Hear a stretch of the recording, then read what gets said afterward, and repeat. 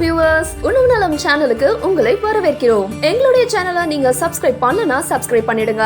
அது மட்டும் இல்லாம பக்கத்துல இருக்க பெல் சிம்பலையும் கிளிக் பண்ணிடுங்க. வெயிட் லாஸ்க்கு காய்கறிகளை பச்சையா சாப்பிடலாமா கூடாதா? வணக்கம் வியூவர்ஸ்.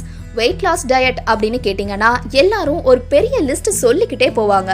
அந்த லிஸ்ட்ல எது ஹெல்த்தி அப்படின்னு நம்ம கண்டுபிடிக்கணும். இந்த மாதிரி ஹெல்த்தி டயட்னு எல்லாரும் சொல்றத நம்ம சாப்பிட முடியாது. இப்போ ட்ரெண்டிங்ல இருக்கிற டயட் பேரு ரா ஃபுடிசம், அதாவது காய்கறிகள் எல்லாத்தையும் வேக வைக்காம பச்சையா சாப்பிடுறது. இந்த மாதிரி ரா ஃபுட் சாப்பிடுறதுனால நிஜமா ஹெல்த் பெனிஃபிட்ஸ் கிடைக்குதா? வெயிட் லாஸ்க்கு ரா ஃபுட்ஸ் யூஸ் ஆகுதா? அதை பத்தி தான் நாம இன்னைக்கு பார்க்க போறோம். அதுக்கு முன்னாடி எங்க சேனலை சப்ஸ்கிரைப் பண்ணாதவங்க சப்ஸ்கிரைப் பண்ணிடுங்க. உடனுக்குடன் எங்க சேனலோட அப்டேட்ஸ்களை தெரிஞ்சுக்க மறக்காம பக்கத்துல இருக்கிற பெல் ஐகானை கிளிக் பண்ணிடுங்க. ரா ஃபுட், அதாவது பச்சையா காய்கறிகள் சாப்பிட சொல்றதுக்கான காரணமா என்ன சொல்றாங்கன்னு பாத்தீங்கன்னா, சமைக்கும் போது காய்கறிகள்ல இருக்கிற நிறைய நியூட்ரியன்ஸ் வெளியிடுறதுனால, அதோட உப்பு எண்ணெய் சேர்த்து சமைக்கிறதுனால அது உடல் எடையை குறைக்க நினைக்கிறவங்களுக்கும் உடம்புக்கும் நல்லது இல்லைன்னு சொல்றாங்க.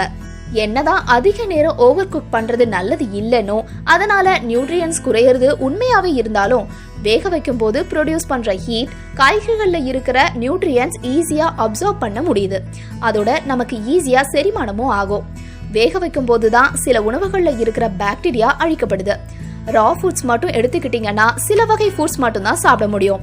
என்னதான் வெயிட் லாஸ்க்கு ரா ஃபுட் உதவியா இருந்தாலும் நிறைய முக்கியமான நியூட்ரியன்ஸ் நம்ம மிஸ் பண்ண வேண்டியது வரும். அதனால உணவுகளை சமைச்சு சாப்பிடுறது தான் நல்லது. அதுக்குன்னு ஓவர் குக் பண்ணவும் கூடாது.